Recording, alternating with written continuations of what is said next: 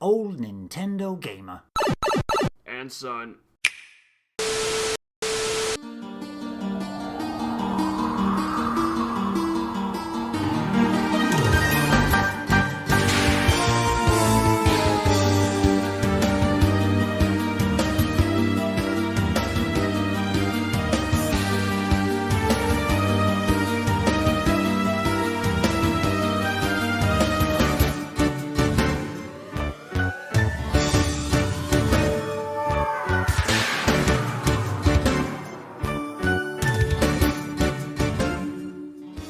And then Ocarina of Time 3D, 3DS came out in 2011, as early. I thought it was a bit later than that. And then Skyward Sword for the Wii was the same year.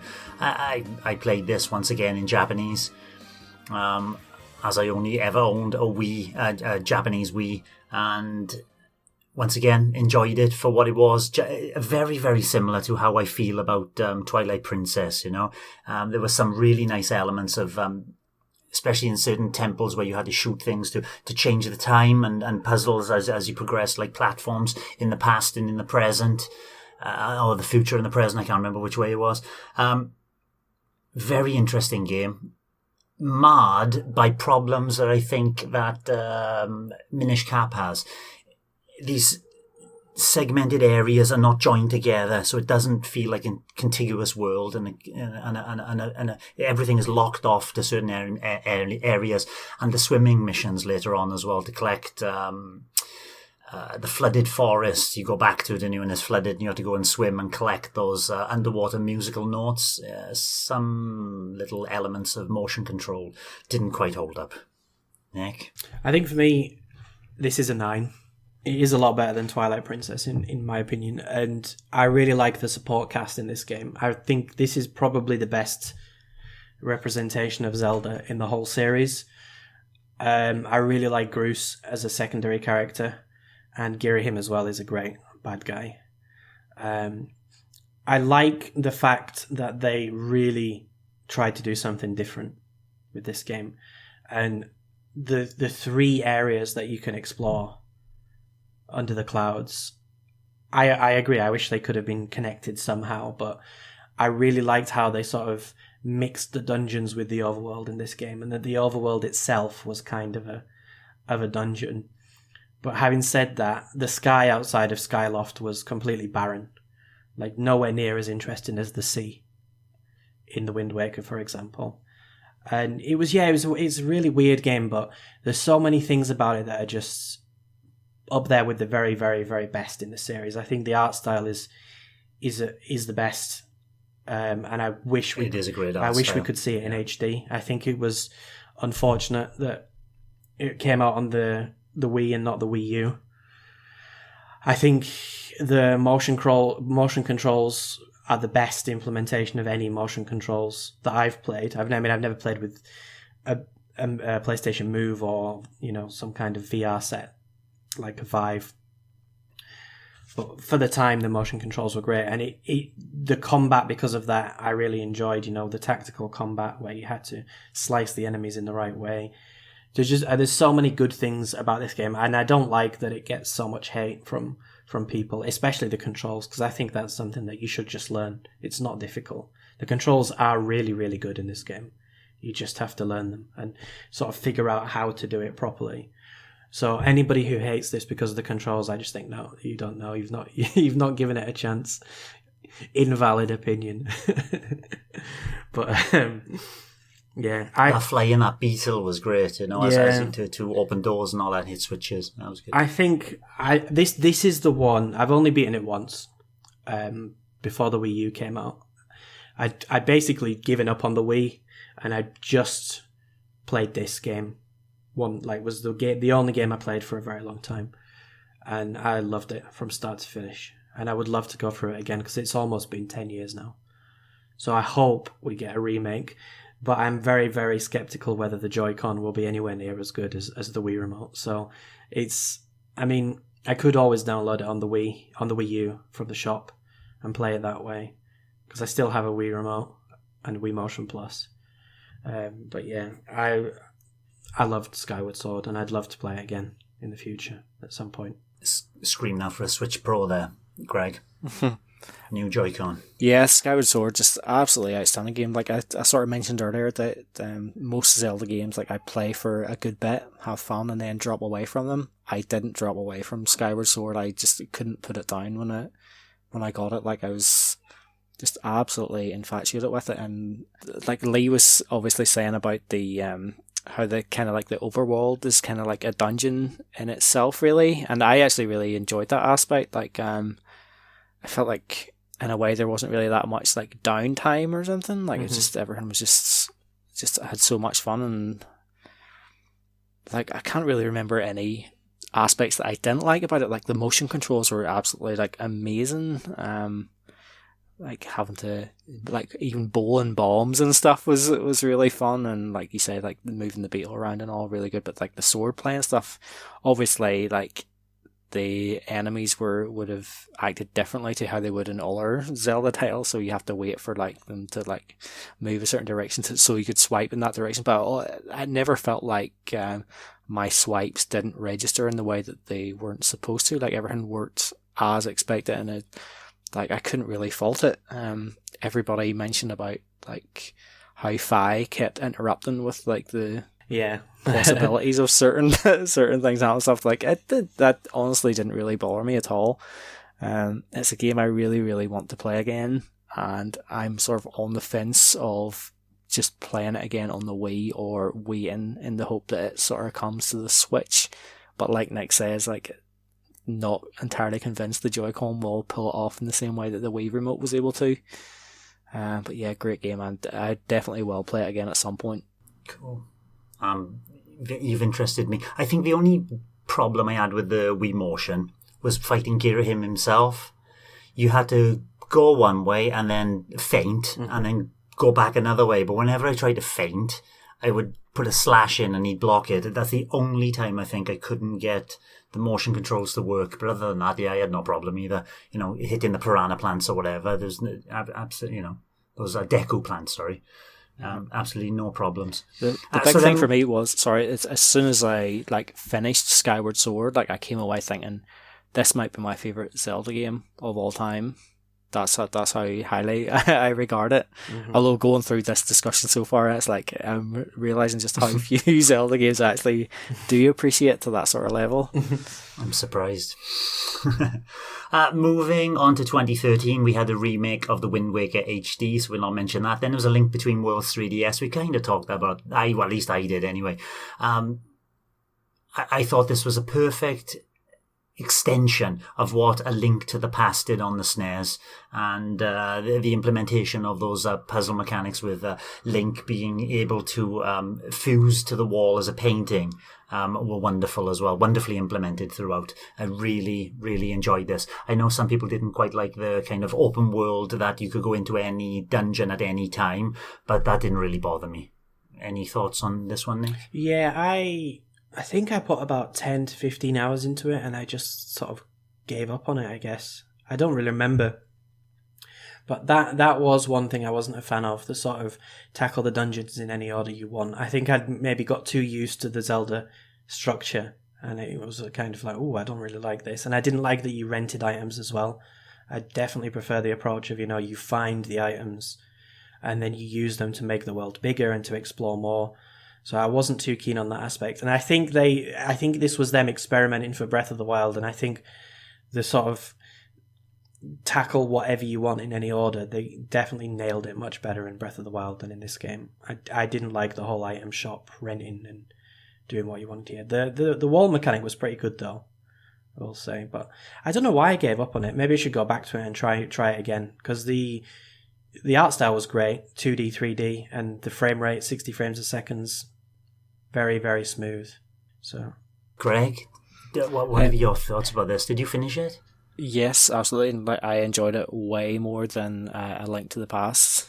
I actually finished this before A Link to the Past because I think I played it a wee bit on the Wii and sort of like on the Wii Virtual Console and then stopped. And this came out in the meantime, and I played through all of that. And actually, some of the like secrets that I discovered in A Link Between Worlds, I was able to go to in A Link to the Past and find things there as well. So it actually helped me in some aspects, but like I had a way better time with this. I've only been through it once, but it's one that I would like in terms of top-down Zelda games. It would be between that and Spirit Tracks, or not Spirit Tracks, sorry, Phantom Hourglass as my favorite one.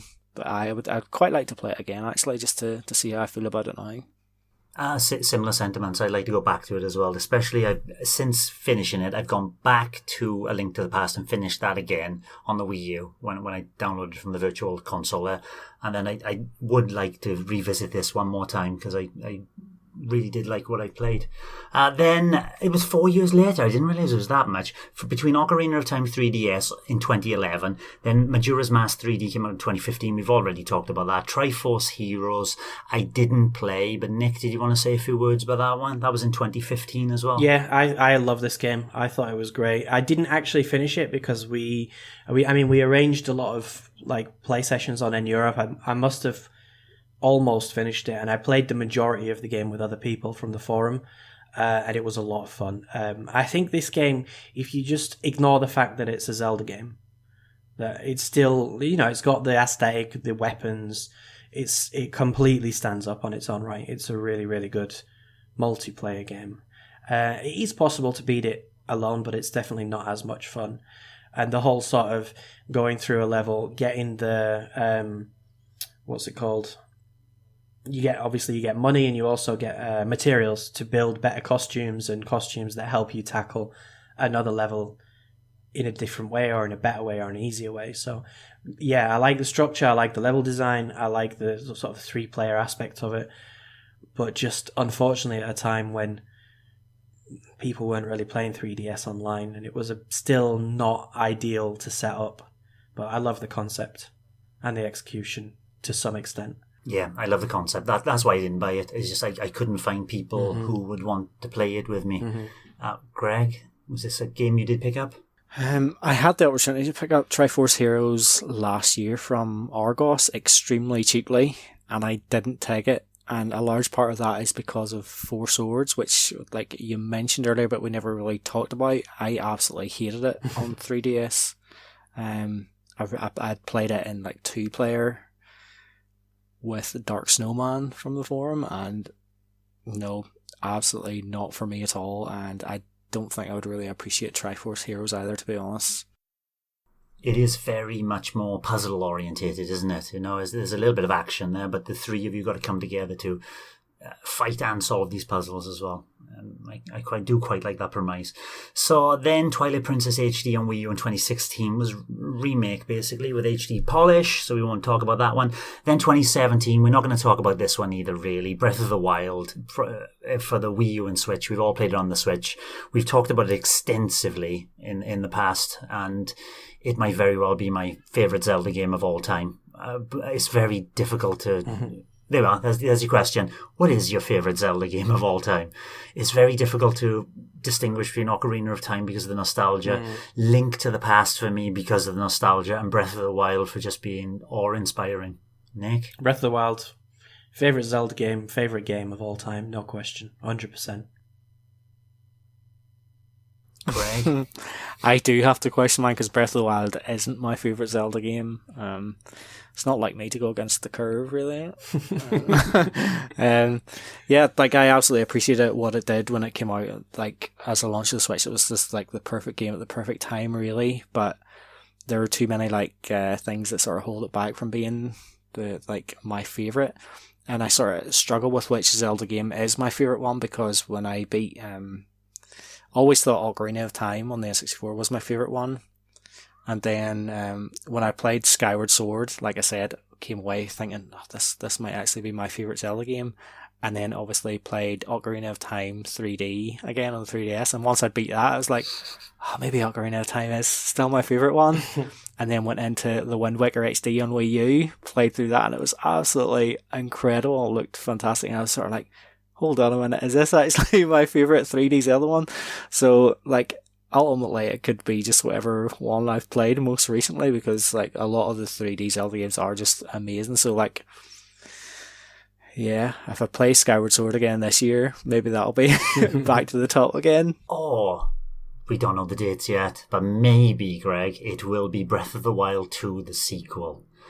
So that's how we're going to round out this episode, is that what do we wish or want from the sequel itself?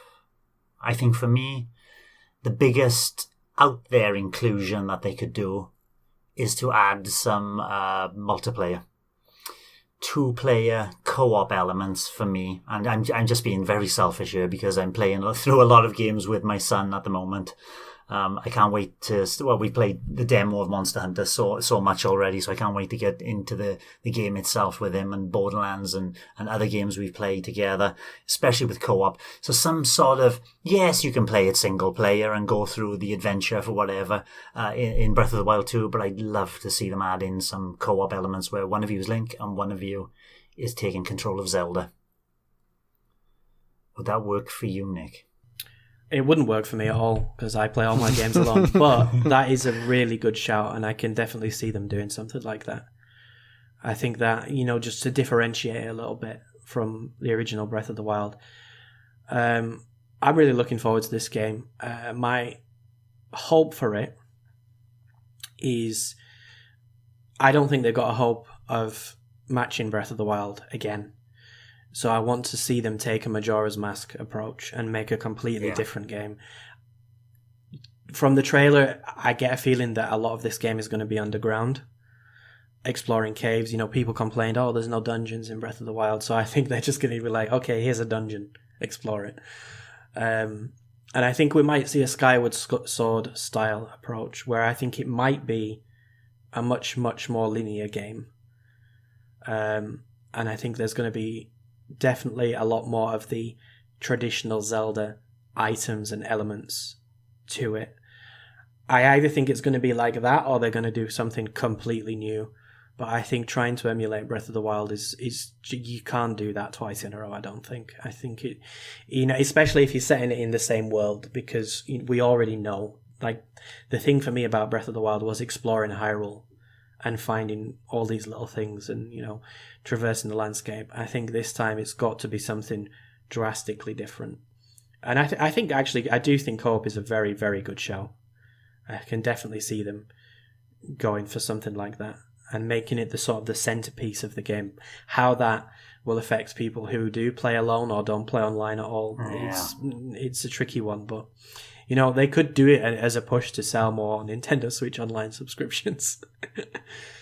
That's my skeptical hat on, but the cynical hat, sorry. But I think it's going to be great, and I think it's going to be very different, and I can't wait to play it. Greg, any wishes or hopes for something different that we've mentioned already? Well, I'm in complete agreement that you can't just do like the Breath of the Wild again, because the sense of discovery and stuff just isn't gonna... It's not going to work quite the same. And like, I'm not an open world fan generally, so I'm like, it's amazing how it kind of shows how great Breath of the Wild is. I enjoyed it as much as I actually did, despite being a huge big open world.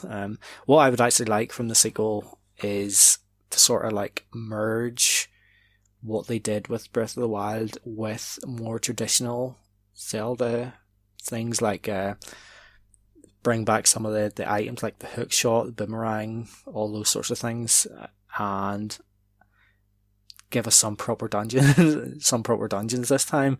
I kind of always thought like obviously like in Breath of the Wild or whatever, you have your like 4 big beasts or whatever they are, I forget what they're called, but I mean that's obviously quite clearly the designated like main areas to where the bosses are going to be and stuff, and then you have your shrines, which are again all completely like marked out on the map, and or if you play Ocarina of Time, when you're in a dungeon. I kind of always thought of like the aspect of like you're exploring in like Hyrule or whatever, and like you go into a place and it doesn't tell you that you're in a dungeon, but as you keep going through it, like you kind of realize, I'm getting into something here, but it doesn't like specifically outline that this is the next place to go. So Skyward Sword did that in a way, didn't it? I bet, yeah. Said, the way the overworld and the dungeons felt very similar. Yeah, a bit. Yeah, but yeah, I would definitely just like a more traditional elements like mixed in with the good parts of Breath of the Wild. What Nick said about feeling like it all might be underground or something, that is kind of terrifying in a way, because I don't feel like I want that. I feel like I want like to explore like snowy areas and stuff again, and lava Space. and all That's different the sorts next frontier. Link with a lightsaber of on spaceships. But at the moment, I don't feel like I'm overly hyped for it. I'd need to see a trailer for it, and hopefully we will in the next few months see something which gets me excited for it. But at the minute, just wait and see what happens, I guess. Yeah, that's all we can do. We're going to be hyped whatever they show for it. If there's one thing I know, as soon as we see the trailer, it's going to be mind blowing once again. Don't let us down, Anuma. Do you think they'll bundle it with the Switch Pro? Nick? I have no idea, to be honest. Maybe. I would hope the Pro comes out before Breath of the Wild, but I do think it's coming this year. I would hope maybe, probably November, December. And if not, then definitely before the end of March next year. Any last thoughts before we close, boys? I don't think it's coming this year, actually. I think there may have been a plan to get it out this year, and they may still be a plan to get it out before the end of the year, but I suspect it will be delayed into next year, and this year will be pretty much like the celebration. Like I sort of mentioned a couple of weeks ago, I think we'll get some sort of like Zelda 35 swords or something, and then we'll get like ports of the Wii U titles, and maybe hopefully the Skyward Sword remake. But I think we will get another sort of Zelda surprise of the year, whether that's a remake of something else in like the Link's Awakening sort of style. But I don't think Breath of the Wild 2 will be this year. I'm in agreement. I wish, but I can't see it until 2022 now. Long live Zelda. Thanks for watching, and don't forget to hit the subscribe button and give us a like if you've enjoyed our content. You can also check out our other great content on Twitter, Facebook, Instagram, and the N-E Café podcast from all good podcast providers. Just follow the links in the description below.